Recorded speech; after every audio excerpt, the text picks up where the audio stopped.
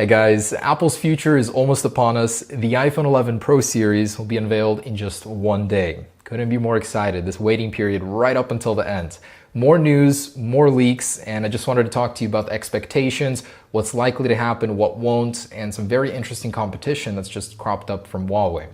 All right, let's get into it. So first thing I wanted to mention is Mark Gurman phrased it pretty nicely. The tagline for this event, by innovation only, Apple's setting themselves up for quite some expectation. They should really be innovating at this event if that's what it's all about. And this innovation tag could really be applied to anything. The new Apple Tile they're set to release could be an innovation. The new colors for the iPhone, the new camera could be an innovation. Even the smallest innovation is still an innovation, technically, even if it's been done before, just not by Apple. Regardless, I'm still sure that they'll do well. And a quick recap of my favorite features I'm looking forward to on the iPhone. Number one is probably going to be the new colors, new finishes, the matte touch, the rainbow look. By the way, Elixir seems to think that the rainbow color will be happening, as one of their listings show this new color shift effect. Very similar to Huawei's or the Samsung Galaxy Note 10 series. All these other manufacturers are doing it. Why not Apple? They clearly see a demand for it, so we may be finally getting an effect like that. And as we know, Max Weinbach did claim that the Apple logo would get a subtle rainbow effect.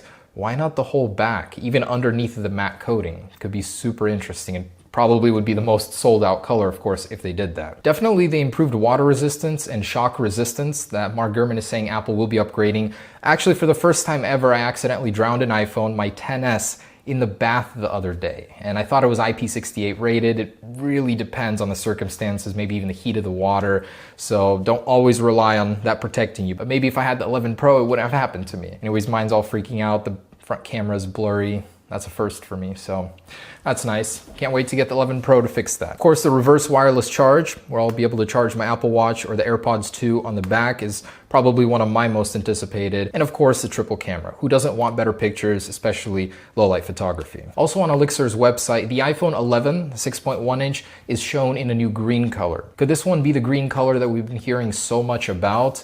It looks really good, very sharp, very vibrant, and a lot more reflective than I thought it would be. Even the borders are chrome. So could Apple be changing the XR look from a matte border to a shiny border like the iPhone XS series? In the Fifth Avenue Apple Store, which is going through a renovation, has been shown with a chromatic rainbow look vinyl on it. Could this be possibly a precursor that Apple is indeed doing that color shift on the iPhone 11 Pro series? I'd like to think that those coincidences are connected here. And it went from it might be happening to absolutely confirmed. The middle mounted Apple logo is actually happening. Mark Gurman has confirmed it in his latest recap report of the iPhone 11. So anticipate a very unique look on your new iPhone. Of course, the new camera, but also the removal of the iPhone text and the Apple logo exactly mounted in the middle. I personally love it. It's clean, it's fresh. No other company has done something similar to it, and that's what Apple's all about, being distinct. And the display components for the iPhone 11, the XR successor, has leaked, showing us a couple differences. So in the actual shielding, there's a change there.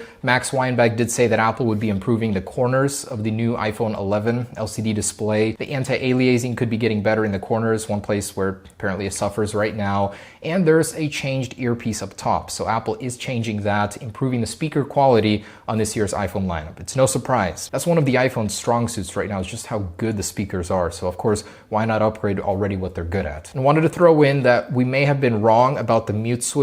The new designs have been showing us that it goes up and down, and I can't say why exactly. It's some shady leak stuff, but that design may be wrong, and it may still be like the existing side-to-side version, just a little smaller and lower. Definitely see that on Tuesday. Now, will we see AirPods 3 or AirPods Pro, this upgraded version with active noise cancellation, at this event? Quartz seems to think so, that Apple will be unveiling them at the event, but not releasing them until early 2020. As we know, the original AirPods got unveiled and then released way later, so Apple may be following a similar strategy here. They still have to sell the AirPods 2 that they unveiled. They have a bunch of those, although it's very likely that they'll be sold alongside the existing AirPods 2 and AirPods 1, not as an entire replacement to them. And regarding AirPods 3, Huawei's new FreeBuds 3 are very impressive. So these are exactly what AirPods 3 should be, according to all of the rumors, except Huawei beat them to the punch. They're not an in-ear design, but they do feature active noise cancellation that can help you diminish outside noise by 15 decibels using a new windscreen guard. They look really good, actually suspiciously close to AirPods, even the case, the back plating, which is of course a different shape. They had to change something. Otherwise, it looks like a carbon copy of what AirPods 3 might be. Most impressive thing is how they did it without an in-ear solution. So it's not completely sealed off, but they were able to use some crafty technology to get that wind cancellation and active noise cancellation to work. And very interesting is that they copied Apple's H1 or W1 chip in the form of Kirin A1, so it connects in the same manner as Apple's H1 chip. It uses Bluetooth 5.1, which uses the latest standards for energy efficiency, making them likely even more energy efficient than Apple's AirPods right now. And that's very interesting to me, is how will Apple respond to this? Will the new AirPods 3 have a new chip, H2 perhaps, to combat this, maybe using the new protocol, Bluetooth 5.1 as well? And of course, Huawei had to go and beat Apple to the punch with their new Kirin 990 CPU, which is using the same 7nm plus architecture, using the extreme ultraviolet lithography process, just making it even more condensed, and it's absolutely a very hard process to achieve, but they did it before Apple. Theirs is using 10.3 billion transistors, which is roughly what we anticipate the Apple A13 to have, maybe a little more. Apple's current A12 has 6.7 billion, so that's quite dense, and I'm curious how the new Mate 30 with that chip will compare to Apple's. And some more sneakery from Huawei. By the way, I know this isn't a Huawei video, but them being one of Apple's biggest threats, it interests me what they do. They actually managed to skirt a sales ban on their P30 series by re-releasing it with a new color, which by the way looks cool. We rendered it on the new iPhone 11, and they were able to re-release it with Android 10 as a result. The Mate 30, which is going to be the 11 Pro's, one of their biggest competitor, will actually not be getting the Play Store. So this is kind of a smart move on Huawei's end. Very brilliant. Going back to the Apple stuff, Ming-Chi Kuo is back with a couple new reports, starting with Apple's Tile competitor, which they'll be announcing in just a day here. He's saying it'll be far more advanced and more accurate than Tile's current offerings because it'll be using a new technology, ultra wideband technology, which is far greater, 100 times more accurate than Bluetooth LE and Wi-Fi.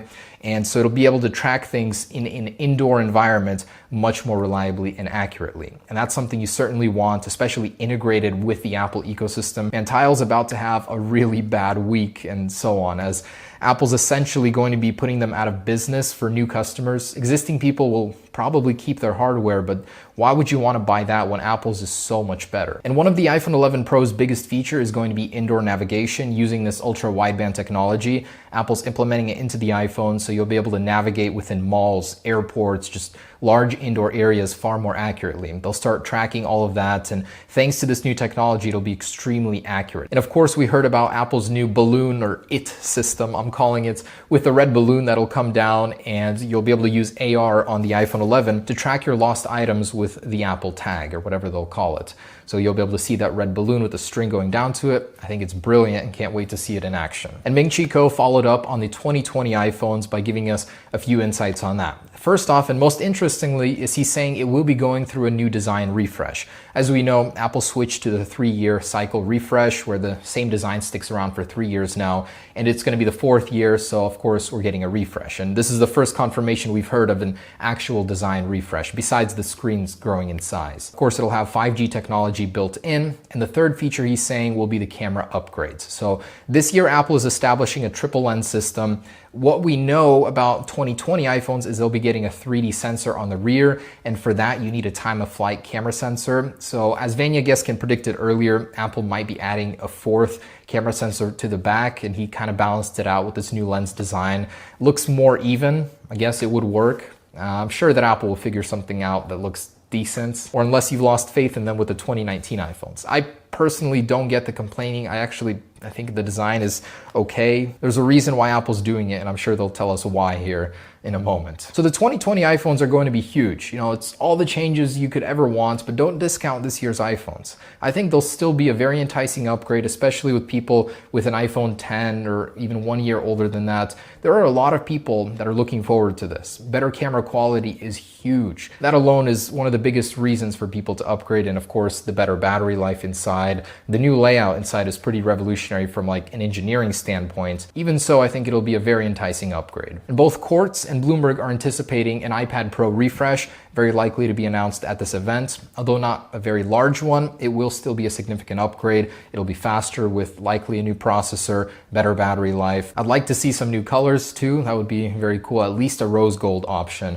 But the iPad Pros will likely be refreshed at the event. And Twitter leaker Longhorn is saying that the Apple A13X is not real, it doesn't exist. It will not be getting refreshed. And that's not very surprising to hear, as Apple has not always refreshed their X processors on the iPads. And what he found was a refresh of the Apple A12X. So Apple could just be rebadging it, adding a little bit more transistors, more power, more capability with an AR section on the processor. We'll definitely find out just a couple days here. And The Verge has published an article as to why we may not be seeing an Apple Watch Series 5 refresh, at least not a true one. Even if Apple will call it the Series 5, it'll still have the Series 4 processor, just different finishes, titanium, ceramic, possibly better battery life, sleep tracking. It mostly comes down to the fact that Apple doesn't have any real competition yet. The Apple Watch Series 4 is already such an revolutionary upgrade over the Series 3 that they're not rushing to fix what ain't broken just yet. And I wanted to say a special thank you to everyone that made this year in Apple Leaks fun and possible even. That's Mark Gurman, Max Weinbach, Ming Chi Ko,